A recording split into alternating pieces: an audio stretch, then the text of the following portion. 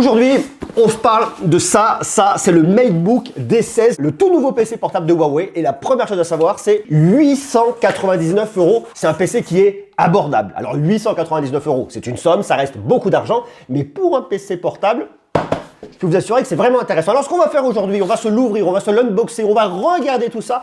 On va regarder si pour 899 €, vous en avez pour votre argent avec ce MateBook D16. On va regarder où est-ce qu'il se situe dans la gamme de Huawei et qu'est-ce qu'on peut faire avec.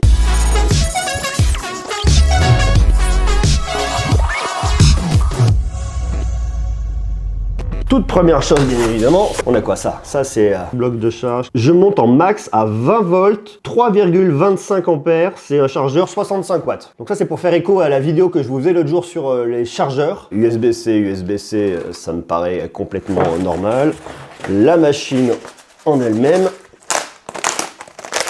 Ouais, c'est pas mal, hein. Première chose comme ça, j'aime bien l'aspect esthétique. Il y a vraiment un côté premium. Il y a une seule couleur ici, une seule couleur, un seul modèle, une seule configuration. Je vous détaille tout ça à la fin. La couleur, c'est le Space Gray. Je le trouve assez fin. C'est du 16 pouces, hein, donc forcément, vous voyez, on n'est pas sur une bête mini. Ici, j'ai deux ports USB-C qui me serviront tous les deux pour la charge. J'ai ici un port HDMI, donc si je veux brancher un moniteur externe, c'est plutôt pas mal. Ici, j'ai deux ports USB-A 3.2, une prise jack 3.5. Attendez, j'ouvre ça. Tac. Ok, ah ça j'aime bien. Déjà c'est un truc que je trouve super premium, c'est l'aspect global que vous avez ici. On retrouve un trackpad qui est suffisamment grand, les haut-parleurs stéréo sur le côté apportent vraiment en expérience et ça c'est très sympa. Le toucher est super agréable, la course est pas trop longue. En termes de frappe, je trouve ça vraiment intéressant. Alors ce que vous retrouvez, vous l'avez chez Huawei, ça c'est vraiment un truc qu'ils ont mis en avant depuis quelques années, c'est la webcam qui est planquée ici dans une touche pour les questions de confidentialité. Alors moi je suis pas très fan de ça, pourquoi? Parce qu'en fait ça vous fait une espèce de contre-plongée où on vous voit sous votre nez. Ouais.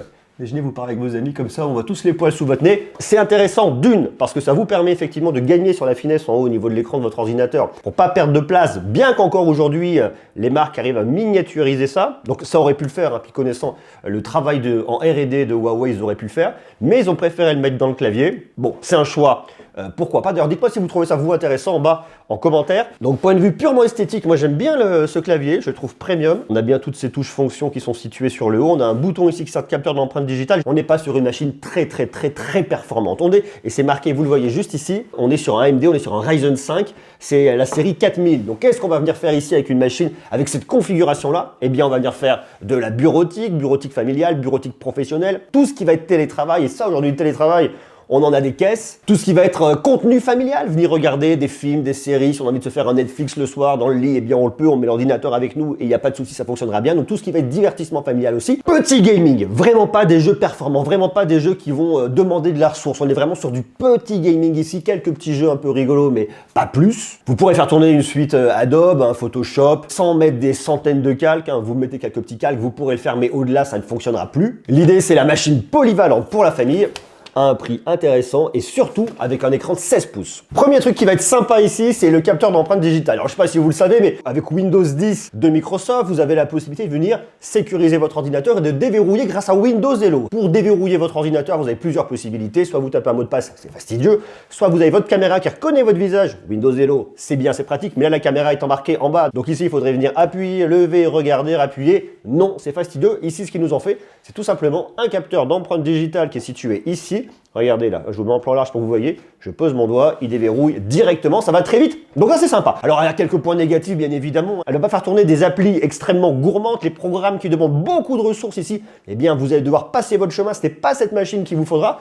Ici par contre, elle est vraiment hyper agréable sur un grand écran comme ça. Moi ça j'aime beaucoup, je trouve ça vraiment très cool. J'adore les ordinateurs avec des écrans 16 pouces. On va être dans l'idée d'un grand châssis d'un 15 pouces avec un écran 16 pouces que vous allez venir loger ici. Et c'est justement ce que vient rajouter cet ordinateur dans cette gamme de Huawei des MateBook. Parce que dans les MateBook de Huawei, vous aviez déjà le D14, plus petit écran, plus compact, qu'on va emmener partout facilement avec soi dans une sacoche. Donc on prendra le MateBook D15, pareil, la même idée, mais un poil plus grand entre le 14 et le 16, et il manquait effectivement une configuration un peu plus grande avec ce 16 pouces là. Alors ce 16 pouces là, il est sympa, mais vous n'allez pas l'emmener partout avec vous. On est plus sur ordinateur portable sédentaire familial. À la différence d'un ordinateur de bureau, vous allez poser un endroit chez vous et que vous n'allez pas bouger. Fatalement, c'est un petit peu compliqué de venir débrancher la tour, bouger l'écran et compagnie.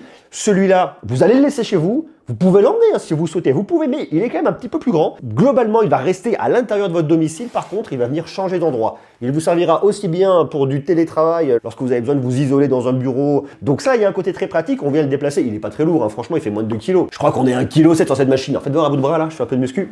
1,7 kg. 1,6 kg 900, 1,7 kg, quelque chose près. Donc on est sur une machine qu'on va déplacer très facilement chez soi. Donc ça, c'est extrêmement pratique, mais qu'on ne va pas emmener partout en déplacement. On peut, mais c'est pas forcément l'ADN de cette machine-là. Alors les limites, je vous les montre tout de suite. Regardez là, par exemple, je vais venir mettre une petite vidéo ici. Je me mets, tenez, regardez-moi mon teaser sur ma chaîne YouTube. Je sais pas si vous allez vous en rendre compte. Je vous fais écouter comme ça. Voilà, là je suis au tacos, je suis à 100%. Écoutez ça. Voilà, vous voyez?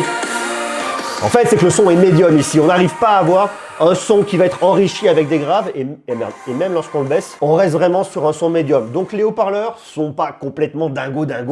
D'un autre côté, je vous le remets une fois de plus, 899 €. Donc pour regarder des films, ce que je viens vous conseiller ici, c'est de vous connecter en Bluetooth, parce que oui, ici, vous pouvez vous connecter en Bluetooth facilement, et ça, c'est bien. Ou d'utiliser votre prise jack, de brancher un casque, ça maximisera l'expérience. À côté de ça, la dalle est suffisamment lumineuse. Regardez, je vous pousse la luminosité à fond. Alors vous n'allez pas vous mettre sur une terrasse en plein soleil au moment où ça va cogner le plus. Vous allez forcément arriver à un moment où vous allez être limité, mais pour travailler en intérieur, il n'y aura absolument aucun problème. Et ça, c'est parfait. Ici, au niveau de l'écran, c'est un 16/9. Vous êtes sur un Full HD à 137 ppi. C'est un 16,1 pouces, écran Full View. Full View, c'est une référence Huawei. 100% sRGB avec un taux d'occupation de 90% au niveau du ratio châssis-écran. Alors ici, c'est pas du tout un écran tactile. C'est pas non plus ce qu'on vient rechercher. Ici non plus, à 800, hop là, je suis ici, à 899 €. Mais malgré tout, c'est un écran qui est certifié lutter contre la lumière bleue pour venir protéger vos yeux et éviter que vous fassiez mal le soir ou la journée lorsque vous passez beaucoup d'heures dessus. Parce qu'on sait qu'on passe beaucoup d'heures dessus, télétravail, film, série, pour se détendre le soir. Arrive un moment où forcément les yeux ils aiment pas trop. Ici, pas de souci, donc ça c'est plutôt une bonne nouvelle. Néanmoins, faites quand même attention. Attention aux usages excessifs, attention à bien régler, ça c'est vraiment un truc important, à bien régler la luminosité de votre écran par rapport à l'éclairage ambiant, même si c'est un écran qui est certifié lutter contre la lumière bleue. Si vous mettez une luminosité trop forte sur votre écran et une très faible luminosité dans votre pièce, vous risquez à un moment de vous faire un peu mal. C'est vraiment adapter ici la luminosité de votre écran pour que vous ayez un confort de lecture qui soit suffisamment bon sans forcément en mettre trop. Important. Moi, ce que j'aime bien ici, c'est les finitions en alu brossé extrêmement premium. Un autre point positif, on n'y pense pas forcément, c'est qu'ici, vous avez une dalle qui est mate. Ce qu'il faut savoir, c'est que là, j'ai une softbox qui est assez énorme. Alors, si je me mets comme ça, forcément, ça risque de faire un petit peu mal aux yeux, mais ça ne réfléchit pas. Regardez, on ne voit pas la caméra, par exemple. Vous voyez le reflet de la caméra, vous ne le voyez pas? Moi, je ne le vois pas. Je vais vraiment baisser la luminosité à fond pour que vous puissiez vous en rendre compte. Et est-ce que vous voyez le reflet de la caméra? Que dalle. Ici, c'est vraiment l'intérêt d'avoir une dalle comme ça, mate. Ce qui fait que si vous avez un peu trop de lumière, eh bien, vous n'allez pas vous voir. Il n'y a pas cet effet miroir dans l'écran, donc ça, c'est sympa. Ici, vous avez un refroidissement avec 2 ventilateurs. Vous les voyez, vous en avez un ici et vous avez le deuxième qui est situé juste ici. Ventilateur avec des pales plus fines, plus nombreuses, surtout qui ne font pas de bruit. On est en dessous de 35 décibels. Autre point intéressant ici, vous avez du Wi-Fi 6, un Windows 10 famille, une batterie de 55 Wh. Huawei nous annonce une autonomie de 9,5 heures en lecture de vidéo. Et elle existe en une seule configuration AMD Ryzen 5, 16 Go de RAM et 512 Go de stockage. Et au tarif 2, et je vous le remonterai une fois de plus, 899 €. D'ailleurs, si elle vous intéresse, je vous ai mis un lien en bas dans la description. Il y a un autre point qui est très intéressant avec l'univers de Huawei, c'est l'interconnexion des appareils. Ici, j'ai mon P40 Pro. Ici, j'ai mon ordinateur. Jusque-là, rien de bien compliqué. Eh bien, il y a une solution qui s'appelle Huawei Share. Huawei Share, j'en avais déjà parlé l'année dernière, j'avais déjà fait une vidéo. C'est le fait de faire communiquer ces appareils entre eux. Je vous l'ai montré l'autre jour sur la Huawei Sound. Si par exemple, j'écoute de la musique ici sur mon smartphone, vous voyez, c'est uniquement sur le smartphone, et je veux la transférer directement, je vais la poser directement là en NFC. Hop, et c'est connecté directement ici. La musique vient plus de là, mais la musique vient directement de mon enceinte. Et en fait, c'est exactement la même chose ici. À savoir que, fut une époque, l'année dernière notamment, je vous l'avais déjà présenté avec Huawei, ils avaient sur leur ordinateur ici un petit endroit marqué Huawei Share. Donc là où il y avait la puce NFC, parce qu'on se connecte ici grâce au NFC. Donc vous posiez votre smartphone, il se connectait. Sauf que plein de personnes en fait veulent avoir un ordinateur sans aucun autocollant et supprimer. Et donc du coup ici ça ne fonctionnait plus du tout. Donc qu'est-ce qui se passe? Ils vous ont mis la puce NFC dans le trackpad. Donc quand vous arrivez avec votre smartphone, là vous voyez il n'est pas connecté, je le prends, hop là, je le pose. Alors il faut que je trouve le bon endroit. Voilà, je me décale, j'ai la vibration. Et ici, regardez, il se connecte directement. Alors hop là, j'ai déjà fait l'autorisation. Sinon, il vous demande une autorisation pour se connecter d'un côté et de l'autre, mais moi je l'ai déjà fait. Et bien quand je décale sur le smartphone, ça décale sur l'écran. En fait, ça me fait du mirroring, ni plus ni moins. Ce qui fait que je peux venir travailler sur mon ordinateur avec un programme, un logiciel, en train de télétravailler, avoir mon smartphone ici pour pouvoir envoyer des messages. Donc vous pouvez bosser ici avec deux programmes au niveau de votre ordinateur, un programme à gauche, un programme à droite. Vous imaginez que vous travaillez d'un côté, à côté vous avez, j'en sais rien, vos emails. Et bien là-dessus, ici, vous pouvez avoir d'autres contacts avec qui vous parlez. Pourquoi pas des contacts familiaux, allez savoir, faites ce que vous voulez. Donc l'idée, elle est super intéressante. Donc ça déjà, c'est vachement bien dans ce sens-là. Et en plus, c'est super intéressant pour venir partager des choses. On va faire une photo. On va se faire une photo un peu à l'arrache. Je me mets comme ça avec l'appareil. On regarde. Voilà, on fait une photo. J'ai donc ma photo qui est là, et ma photo, eh bien, elle est là, mais en fait, je voudrais qu'elle aille carrément d'ordinateur. Je veux pas juste avoir du mirroring, mais je veux l'envoyer dans l'ordinateur. Qu'est-ce que je fais? Je pose ici, tac, et je vais envoyer directement ma photo dans mon ordinateur. Je viens ensuite dans mon application PC Manager qui se trouve juste là.